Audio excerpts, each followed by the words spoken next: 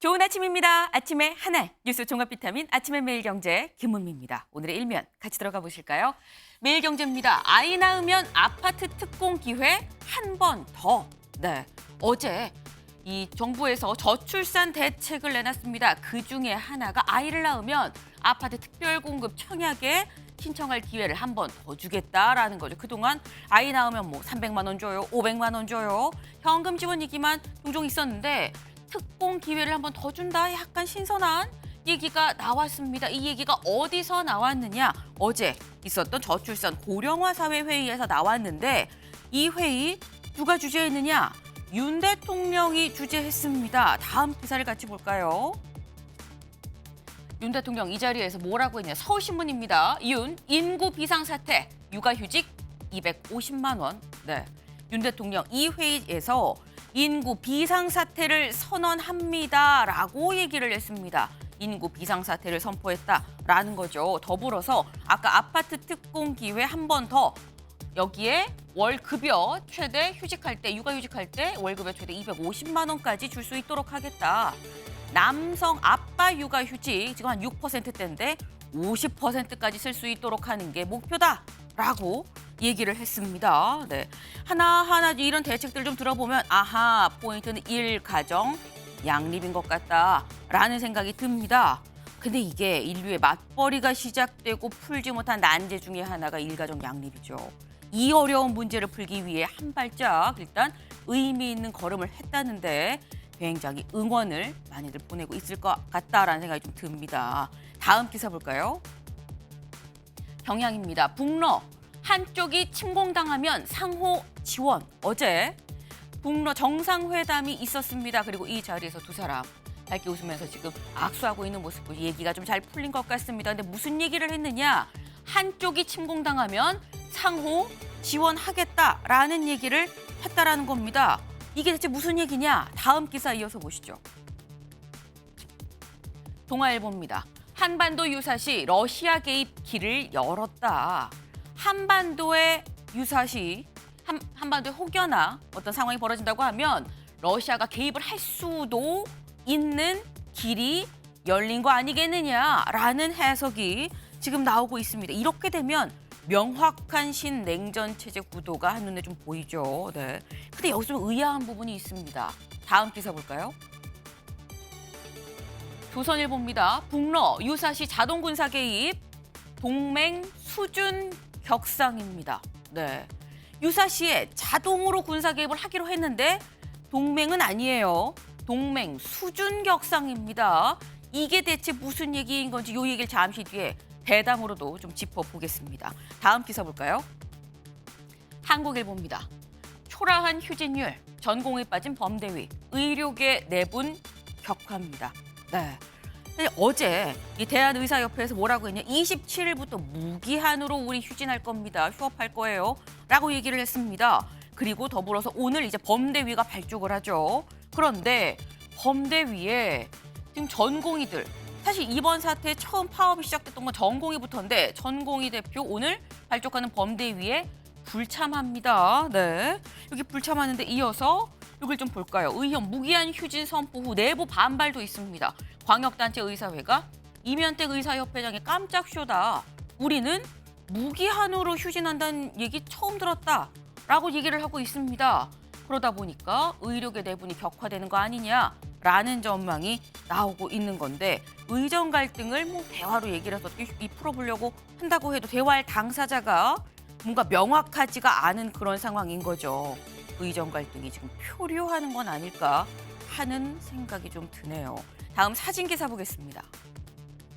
네, 한눈에도 뭔가 지글지글하는 게 좀 느껴지시나요? 여기가 지금 어디냐? 여의대로 바닥입니다. 이 아스팔트 바닥에 온도계예요. 온도계를 놨는데 혹시 온도계 요거 표시 보이시나요? 40도와 50도 사이에 대략 43도에서 44도 정도 왔다 갔다 하고 있습니다. 네, 어제 정말 더웠죠. 아유, 나 참다 어제 에어컨 켰어 하는 분들 꽤 많으실 것 같습니다. 여의대로 바닥도 이렇게 아지랑이가 피어오를 만큼 이 정도로 더웠다라는 건데 근데 오늘도 덥습니다. 오늘도 중부지방은 계속 덥다. 오늘만 덥냐? 이번 주 내내 중부지방은 뜨겁다. 다만 오늘은 남부지방 그리고 제주도의 경우에는 또 폭우가 올 수도 있다고 합니다. 폭염 아니면 폭우 둘 다 조심하셔야겠다라는 말씀을 같이 좀 드립니다. 오늘 저희가 눈길에 가는 기사가 있어서 갖고 와봤는데 같이 보실까요? 네, 내년 개천절, 추석, 한글날 이어져서 7일 연휴다. 눈길이 갈 수밖에 없는 기사죠. 네, 내년도 달력이긴 합니다만 이 개천절, 추석, 한글날까지 7일 연휴가 황금 연휴입니다. 사실 여기에 포인트는 10월 10일입니다. 만약에 10월 10일 하루 이 연차를 내면 주 5일 이 근무자들은 열흘을 쉴 수도 있다. 12일까지. 네. 와, 이런 날이 있다고 라는 생각이 들죠. 2025년을 맞이하는 우리한테 또 하나의 희망이 생겼다. 네. 희망을 품고 2025년을 향해 좀 달려가 보겠습니다. 네. 아침엔 매일경제 뉴스 종합 비타민 언제나처럼 TV로 좀 크게 보시다가요. 궁금한 점 유튜브 댓글 남겨주시면 같이 좀 얘기를 해보겠습니다. 오늘 함께해 주실 분들 소개합니다. 안녕하세요.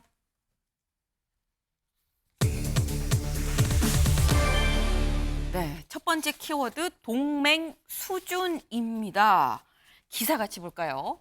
북러 유사시 자동 군사 개입 동맹 수준 격상입니다. 네, 여기 보면 어제 김정은, 푸틴 2시간 동안 1대1 이 회담을 했다는 거죠. 그래서 체결한 게 포괄적 전략 동반자 협정이다라는 겁니다. 이 협정을 맺고 푸틴이 뭐라고 했느냐? 이거 우리 침략당하면 상호 지원합니다. 미국 주도 유엔 대북 제재 고쳐야 돼요. 김정은 위원장은 북러 동맹 관계라는 새로운 수준에 올랐다. 이거 최고 전성기다. 라고 얘기를 했어요. 이 얘기 직접 들어보고 올까요? 우리 두 나라 사이의 관계는 동맹 관계라는 새로운 높은 수준에 올라섰으며 이 지역과 세계의 평화와 안전 환경을 굳게 수호하면서 강력한 국가를 건설하려는 두 나라 지도부의 원대한 구상과 법적 기틀을 마련되었습니다. Подписанный сегодня договор о всеобъемлющем партнерстве предусматривает в том числе оказание взаимной помощи в случае агрессии против одного из участников этого документа. 네, 물론 러시아 말이라 좀 무슨 얘기 하실 수 있습니다. 자막이 나갔죠. 네, 푸틴 대통령이 뭐라고 했느냐? 이 유사시 한쪽이 침략을 당하면 상호 지원할 수 있다라고 얘기를 했습니다. 김일수 실장님, 네. 사실 어제 저희가 전망을 할 때는 뭐 그 수준까지 가겠어라고 얘기를 했었거든요. 근데 자동 군사 개입이 들어간 것 같습니다. 예상 밖의 상황인 겁니까? 아닙니다. 어제 제가 여기 와서 말씀드렸을 때 네. 그 크렘린 궁 보좌관의 말을 인용을 하면서 자동 개입까지는 가지 않을 것이다. 네. 러시아가 레드라인은 준수할 것이다. 그렇게 말씀드렸잖아요. 네. 딱 그 정도입니다. 그래서 지금 조선일보에서 너무 자극적인 헤드라인을 뽑았다라고 좀 자극적이다, 생각을 하는데요. 이게. 왼쪽 거 유사시 자동 군사 개입은 아니고요. 네. 오른쪽 동맹 수준의 격상 저 부분은 일정 정도 맞습니다. 유사시 자동 군사 개입은요. 네. 1961년도에 그 조소간의 협정을 제가 한번 읽어드릴게요. 그러면은 정확하게 좀 아니다라고 알 수 있을 텐데요. 네. 그때 당시 제1조에 이렇게 나와 있습니다. 무력 침공을 당함으로써 전쟁 상태에 처하게 되는 경우에 네. 최악 상대국은 지체 없이 음. 자기가 보유하고 있는 온갖 수단으로서 군사적 및 기타 원조를 제공한다. 네. 저 이 용어하고는 여기에는요 지체 없이라는 말이 있고 온갖 수단이라는 말이 있고 군사적 그리고 기타 원조 이렇게 돼 있어요. 그러니까 그 용어하고 네. 어제 나와 있는 그러니까 침략을 당했을 경우에 지원한다, 상호 지원한다는 거는 천냥지차가 있는 거고요. 사실 지금도 네. 북한은 러시아를 지원하고 있잖아요. 그렇죠. 그렇죠? 그러니까 네. 총포탄을 지원하고 있으니까 그 정도 수준으로는 우리는 이해할 필요가 있다. 그래서 어제도 제가 말씀드렸다시피 2000년도에 체결한 러시아와 북한 간의 협정 그것을 업그레이드한 그런 정도의 수준이고 이 내용을 볼 때는 군사 동맹의 준군사 동맹 수준까지는 갔다라고 보는데 네. 여기에 김정은은 계속해서 동맹을 강조를 해요. 그쵸. 3번, 4번 강조를 했지만 네. 푸틴은 단 한 번도 입에 동맹이라는 말을 하지 않았다. 네. 그것은 한국과 국제사회를 의식한 것이고 레드라인을 넘지 않겠다라고 하는 것을 보여준 것이다.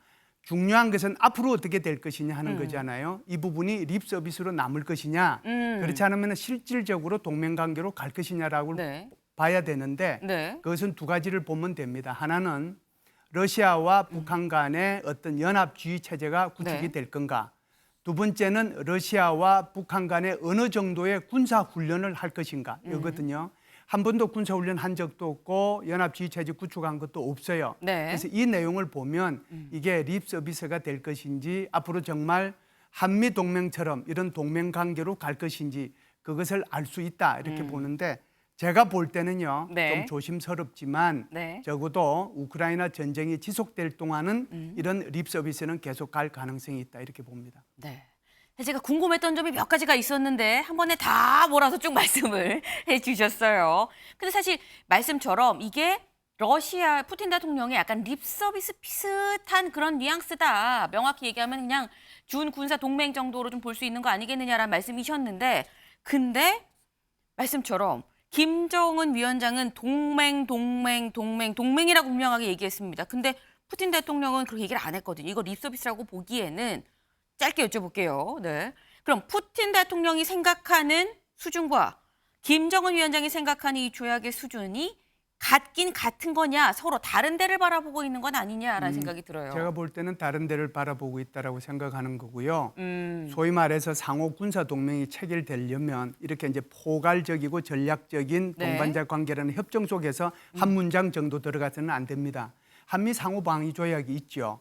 그리고 1961년도에 조소 간에 맺어진 그 상호 방위 조약이 있죠. 네. 그리고 북한과 중국 간에 1961년도 맺어진 동맹 조약이 있죠. 그래서 네. 동맹이 되려고 하면은 이렇게 포괄적인 조약 속에서 한 문장 정도 들어가는 것이 아니고 별도의 조약이 있어야 되는 겁니다. 근데 지금 별도의 조약 체결을 안 했잖아요. 그래서 전체적으로 보면 푸틴이 바라보는 이 동맹과 네. 그리고 동맹이 되기를 바라는 김정은이 김정은 바라보는 동맹은 조금 뉘앙스의 차이는 있다 이렇게 봅니다. 뉘앙스의 차이가 분명히 있는 건 맞다라고 말씀을 하셨습니다. 근데 양쪽이 보는 수위는 좀 다를 수 있지만 일단 분명한 건 굉장히 좀 밀착했다, 가까워진 건 맞는 것 같다. 저 아까 영상으로도 보셨습니다만 여러 번 안고 토닥이고 안내하고 하는 모습 쭉 보셨죠. 가까워졌다라는 겁니다. 어제 우리만 더운 게 아니었습니다. 우리가 더우면 북쪽도 덥죠. 이 더운 날씨에 아주 뜨거운 열화와 같은 환영을 했다고 합니다. 30도 무더위 속 뜨거운 환영. 푸틴 정전 협정 날짜 새긴 차를 선물했다라는 건데 이 더운 날 이 많은 북한 주민들이 다 와서 뽀찐뽀찐 얘기를 하면서 열심히 환영을 했다라는 겁니다. 더불어서 여기에 마치 화답이라도 하듯 푸틴 대통령은 정전 협정 날짜를 새긴 차를 선물을 했어요. 그리고 이 차를 다 함께 사볼까요? 네. 동맹 세 번 강조한 김정은, 푸틴이 선물한 리무진 번갈아 운전입니다. 네. 이 선물한 차, 이거를 또 두 사람 번갈아 가면서 운전을 했습니다. 이거 보고 와야겠죠. 영상 같이 보실까요?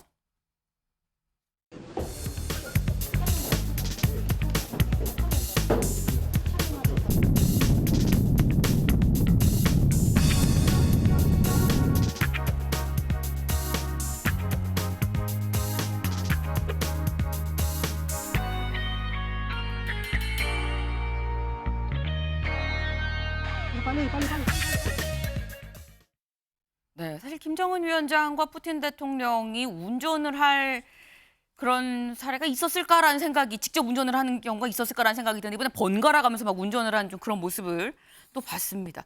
근데 여기서 약간 의아한 부분이 김효수 실장님. 네.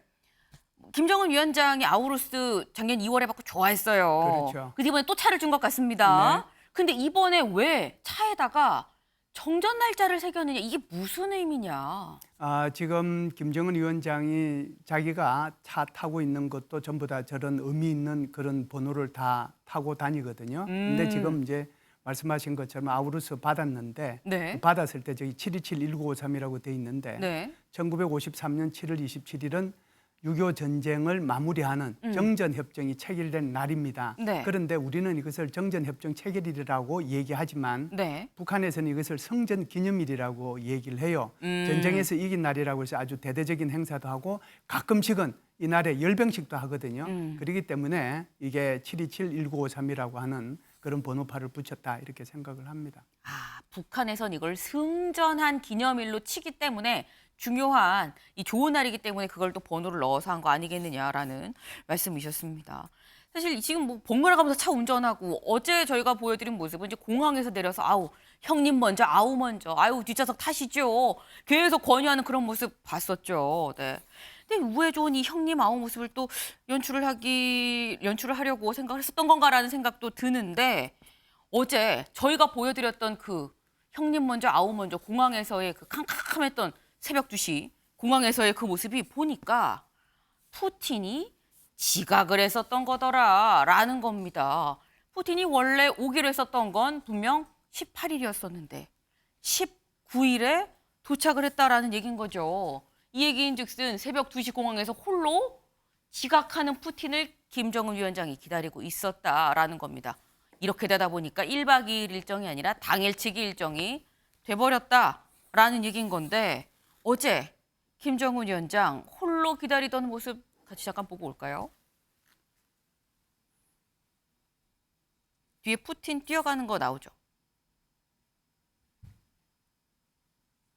네, 지금 푸틴 대통령 지금 내려오는 모습입니다. 근데 보통 내려오는 게 아니고 오면 이렇게 걸어와야 되는데 그 다음에 약간 허겁지겁 이렇게 좀 뛰었어요. 네, 뛰어서 다시 김정은 위원장한테 가는 이런 모습입니다. 네, 지금 홀로 새벽 2시 20분이 넘도록 기다리다가 보니까 4시간을 늦었어요. 네, 4시간을 넘게. 이게 사실 김현수 이 실장님. 푸틴 별명이 지각대장 푸틴이긴 해요. 네. 항상 늦긴 늦습니다. 근데 원래 푸틴 대통령은 늦어도 당당하거든요. 네. 늦어도 당당하게 그냥 여유 있게 걸어가는데 요번에는 또 뛰긴 했습니다. 요거는 우리가 이게 김정은 위원장만 새벽 2시까지 기다릴 만큼 절박한 게 아니라 푸틴도 좀 절박한가? 이런 생각도 좀 들어요. 지금 그 저 화면을 자세히 보면 제일 마지막 계단에서 발에 걸렸어요. 아, 네. 그러다 보니까 이제 결국은 보이는 모습은 뛰는 모습으로 보이는데 뛰려고 뛴 게 아니다. 저게 푸틴 대통령이 네. 저것 가지고 뛰고 말고 할 그런 위인이 아니에요. 지각을 갖다가 그냥 정말 지각대장이라고 이렇게 서슴없이 우리 국제사회가 별칭을 붙이고 있는데 네. 어제 제가 저녁에 그 러시아 언론인을 만났습니다. 네. 이제 그분한테 왜 늦었냐고 제가 물어봤거든요. 네. 그랬더니 어제 이제 동부 지역에 있는 그쪽에서 여러 가지 이제 행사를 하고 공화국이에요. 거기서 행사를 하고 그리고 이제 일정을 다 소화하다 보니까 늦었다. 그래서 제가 아주 이제 그 사람에 대해서 굉장히 그 반박을 했습니다. 무슨 소리냐? 네. 아니 다른 나라 정상이 초청해서 가는데 그걸 새벽에 가는 사람은 나는 처음 봤다. 내 지식이 닿는 한 내 역사를 보면 난 한 번도 그런 적을 본 적이 없다. 그러니까 그 사람은 별 말을 못 하긴 하더라고요. 사실상 다른 나라를 정상으로 방문하는데 네. 새벽에 가는 것은 전 처음 봤거든요. 네. 저는 굉장한 결례라고 생각을 합니다. 네. 굉장한 결례를 한 푸틴한테도 기다렸다가 차 먼저 타시지요라고 제안을 한 김정은 위원장. 그렇다면 김정은 위원장도 지금 굉장히 애가 타고 있는 그런 상황은 아니겠느냐라는 추론도 좀 가능해 보입니다.